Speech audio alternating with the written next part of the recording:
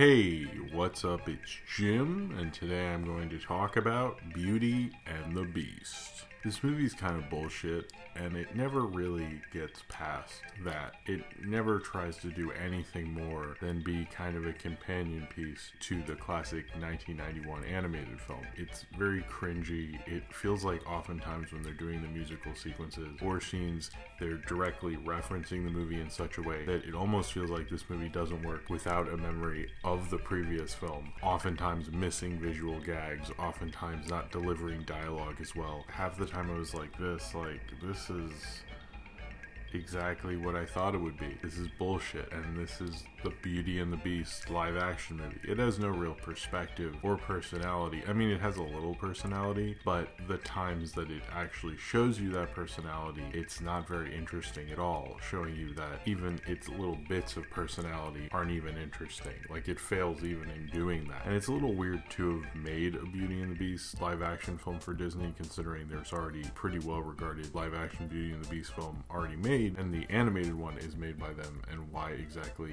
make a film so directly based on the animated film? It's the thing I really hate about these Disney live action films is they don't really do anything with the source material other than muck it up with details that no one really ever wanted. I mean, what period of France is this in? I know it is actually set in a period of France, but looking at the styles and what's going on culturally, it's kind of like anytime France, USA. So it's like fighting for an authenticity that doesn't actually seem to know what that authenticity is. It's like your authenticity in Beauty and the Beast is like, well, you know, it's like old and French or something, and I'm supposed to take that seriously. It's not very well directed. The camera isn't very well utilized like it is in the animated film, believe it or not. The acting often feels like these actors are trying to recreate something which they fail to do, and visually this film is absolutely just a complete failure. There's certain kinds of movies I dislike, and I kind of groan every time they're made, and the Disney live action kind of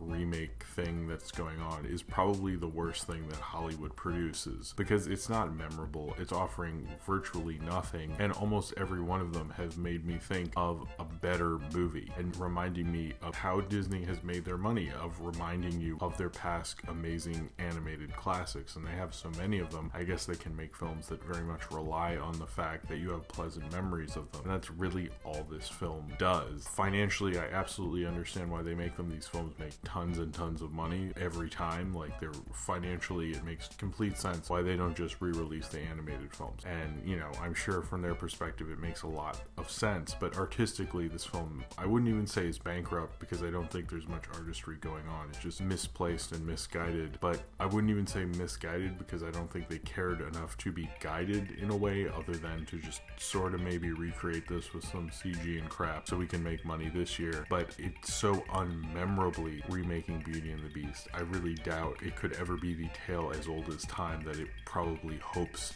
and maybe dreams it could plausibly be, which is so implausible, it's almost a fucking joke. I'd go over the plot of Beauty and the Beast, but since this movie didn't care enough to come up with one that you didn't already know, what's the point of me saying it? But it's basically the same plot as Beauty and the Beast, with a bunch of crap in there you didn't want. So that's like that movie. I think the biggest problem with Beauty and the Beast is probably the director, Bill Condon, who I have liked to a certain degree sometimes, but he's not an amazing director. I think some people overrate him to a certain degree, even though I sort of like Gods and Monsters, but to me I'd much rather watch a James Whale movie than watch Gods and Monsters. Dreamgirls I like to a certain degree, but I don't love. I've never loved one of his movies, but I've seen him use the camera a lot better in, well, Dreamgirls and other films than he does here, which is kind of odd, because a lot of this film and the original film and a lot of these songs, in fact, kind of need visual cues to get the punchline to work. And there's a couple times it doesn't. The Gaston song just doesn't work when he says, I use antlers in all of my decorating. You see antlers in the background slightly in this version, but in the animated film, you know, he's on a chair and he like goes like this, and there's like all these antlers, and like thus the joke. That's why it's funny. And it is really funny. Or like he's roughly the size of a barge, and Luke Evans, you know, certainly he could kick my ass, but he's not roughly roughly the size of a barge. I don't know, maybe barges were smaller back then. And even the Be Our Guest sequence doesn't work as well, because the joke of Be Our Guest, I think the joke of it gets lost because you're a kid and you just like love the musical number, but the joke is that they haven't gotten to be servants to anybody in forever, and they're just so happy to entertain someone and make dinner for someone that they completely overdo it, and that's the joke. And there's a certain point of like having the spotlight come on and having the surprise and seeing how far they'd really go. That's the joke. And in this version, it's so set up, like they don't even do the visual cues to it. Some of the visuals in those I don't hate as much, but then there's some that I don't even understand. Like I get the Bubsley Berkeley references, that was cute, and I think that will always kind of work for that sequence. You can't not have a Bubsley Berkeley reference in the Be Our Guest sequence, but they have a Taj Mahal part, which I don't even understand that at all. I really didn't get that. It often felt very just like technicolored and weird, and like I really didn't understand what the perspective was for that. And most of this, while I was watching it, I was like, what is this perspective other than, hey, remember that other movie? If you did a shot-for-shot remake of the animated film, it would probably be better than this. And that's kind of one of the biggest problems, not having these visual guides, because it felt like Bill Condon was filming a musical. And Beauty and the Beast is a musical, but what I mean is a Broadway musical. And he's trying to recreate the choreography and the feel of it being live on stage, but that never happened. Although they did at one time try to develop the Beauty and the Beast stage musical into a movie, that didn't happen. This is something different, and he directs it kind of like someone trying to recreate things. The direction of this has more similarities to a movie like Rent than it would be with like a fairy tale musical. It's like very odd, and even some of the choices aesthetically made no sense. Like, why did the Beast castle look like Mordor? It just felt like they were like, what do castles look like? What was that fucking Lord of the Rings thing or something? I don't know. It like felt very lazy. It felt very haphazard. His direction felt that way too. It almost felt like they knew those visual cues and those visual jokes didn't need to be in there because you would get them. And to be honest, I did get them because I knew what they were referencing. But I think mainly what this film does, and when you're directly remaking it in such a way, you're going to be compared to something that's infinitely better, which is bizarre, because why would you do that? This movie is kind of like The Hangover Part 2. It's basically recreating the original, and so you're going to compare it, and so therefore, especially if you've made a lesser film and you're not really saying anything by redoing it, like, you know, something like 22 Jump Street or something, you're not going to like it as much, and it's going to fail in comparison to a better piece of work. And that's kind of Beauty and the Beast's biggest fault, is that it's The Hangover Part 2. But it also just feels visually, I mean, Disney animated films, you know, go through a lot of development, go through storyboards and various character designs and interesting ideas to story. Like, if you really go get an art of book or look at the behind the scenes or just look online to some pencil tests, it's really quite extraordinary, all the stuff they do and visual ideas they go through. And I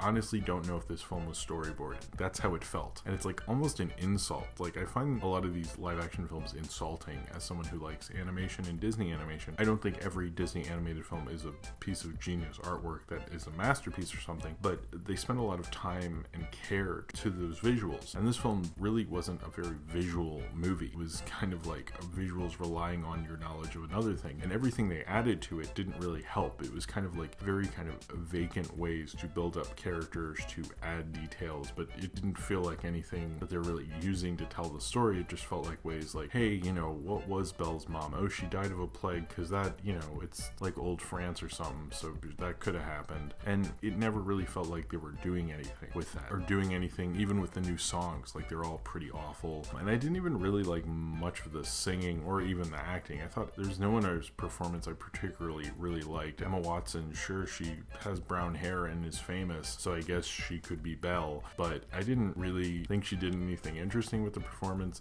She's not really a great singer whatsoever. I didn't really like her at all in this. Kind of lessen my opinion of her. Disney's been trying to get her in one of these princess movies for a while. They offered her Cinderella like crazy, but they had her do Belle and Beauty and the Beast. So Ewan McGregor gives a really horrible French accent, and his wife is French, which is like unbelievable. Like, I don't know if he did this to piss her off or something, but it's like really bad. And I don't know why like they didn't get like a French person. And I also don't understand why they populate like these roles that like clearly they're just doing voice roles. I don't think they did motion motion capture. I think they did some motion capture actually, but like why they need famous people to do them is very weird, and why have Ewan McGregor in a French accent, like I didn't understand that. And Ian McKellen, you know, well, I usually like Ian McKellen, so I guess he was alright. Kevin Kline did an okay job, I guess, but most of the people just felt like they were playing a cover badly, or like doing a cover at American Idol or something. Like they weren't really like fully invested in it or really nuanced at all. Josh Gad, I guess, was good casting, but I didn't really particularly love him. Most of the stuff about like LeFou being gay or any of the various controversies or think pieces or sound bites people have made about these films are probably much more interesting than the film itself presents to it. So even talking about it is kind of a joke, because in 10 years people will watch this and they go, oh, there was a controversy over this stupid thing. It's not even worth mentioning. Luke Evans was very badly cast. I think they should have gotten The Rock, or someone who could have really brought presence to Gaston. He's really someone who like enjoys being a jerk, and his portrayal just didn't work in this at all. Especially if you're going for such a direct adaptation, why change Gaston in such a way? There was no real reason for it. I don't really, I guess, fully understand what Disney's trying to do with these films other than make money, and they successfully do that. Almost at the beginning I wanted to laugh at this because it was just really bad and like almost riff on it like it was Mystery Science Theater right in the theater, because I was like, wow, this is how you're starting I like don't give a fuck about you movie. Like it was just like very adamantly disliked it initially, and it just kind of wore me down where I was like, can this just end? Because it's like way too long, it's not very well directed, it's not very good, it's a crappy movie. It's like those NBC like big live TV events of like Hairspray or something, but it's a movie. And this is the kind of filmmaking in Hollywood that I don't like at all, and I don't really think anyone should really see. If you're thinking about seeing this movie, just don't. Do yourself a favor and stay home and watch the animated film again, because this is not a good movie or an interesting movie or even a laughably bad movie. It's just kind of so there in the way it's just kind of simply covering the original Disney's Beauty and the Beast that you'll kind of just be shocked at its overall bland nothingness, and that's all it really presents to you. You're not going to be talking about Beauty and the Beast in a month, same way you weren't talking about Cinderella or Jungle Book. It doesn't even have the interesting, I guess, the interesting special effects that Jungle Book had in this, and even the designs are ugly. I mean, between Lumiere and Cogsworth, like they didn't understand how to like make a good design, but you guys are Disney. Like I don't know what is going on at this branch of Disney, and it's even more upsetting because if any studio needed like an easy cash grab, Disney is like not the one at all. Like they have Marvel, they have Star Wars, they have Pixar, they have their own animation studio. They literally had like 4 highest grossing films of the year last year. Like it's ridiculous. They do not need this right now. And the sad thing is like the only one of these Disney remake things I've liked is Pete's Dragon, and that did do a different perspective. It really changed the story and changed it for the better. It's obvious Disney is going for like millennial coin, the newer parents who want to expose their young children to see these films again, and that's very much what they're doing. You know, they're going to remake Aladdin, they're going to do Mulan, they're doing The Lion King. They're really going for the millennial demographic and hardcore. So and the way they're doing these films will never really artistically do as much as they're doing financially, and they're not even really trying. I think this was the worst attempt maybe thus far. I don't think I've liked any of them other than Pete's Dragon, which I loved a lot, but that's not strictly an animated film, so some say it doesn't count. The whole time I just kept thinking like this is a bullshit movie, and I never felt the movie got past it. It never could win me over because I never felt like they were inventing their own characters. They're playing off of something that was that way before, and they never found anything to do with it other than to say, hey, this is Beauty and the Beast. Remember that scene in Beauty and the Beast? And then when they do their own scenes, I was like, well, this is even worse. I wish they just, with these films, like, stop trying to be authentic. Stop trying to act like you can make a much more developed, like, nuanced Disney movie. You can't, and it's a stupid idea to try that. Make it ridiculous and silly and bombastic and like a big fairy tale. That's what people like out of these Disney films. You're trying to attempt something that you're failing at doing. And sometimes, like, choices that don't even make sense. Like, what was the deal with, like, the mirror that was all smudgy and stuff? And then he shows it to people. He's like, look at the Beast. And if I was in that crowd, I'd be like, well, I actually can't see. Could you like get the schmutz off that thing? Because I'm like really lost about, that is scary, but you should have Windex or something. It's acting like Beauty and the Beast needs authenticity. And the craziest thing is like these films have no authenticity. They have no style. They have no perspective. And I guess they do. because their perspective is just doing something that was there before they got there and trying to recreate that in kind of this weird bullshit way. And that's just kind of lifeless, draining as an audience. I find it kind of sad and pathetic that these things are such big hits, because it's showing an audience is lazy enough to experience something like this, where you're just literally watching a film wash over you while you remember another film. This is the doomsday scenario that we all were worried about with nostalgia, and Beauty and the Beast is here to bring that doomsday scenario to you, to kind of show you how lifeless and soulless future generations will be, as we'll watch things, you know, empty reference other movies and not really have a perspective or say anything of their own. And that's what Disney's doing with Beauty and the Beast, but I guess they're sort of fine with it because this crap makes a bunch of money. So if you've seen Beauty and the Beast and you would like to talk about it, then comment below in the comments and subscribe if you would like to.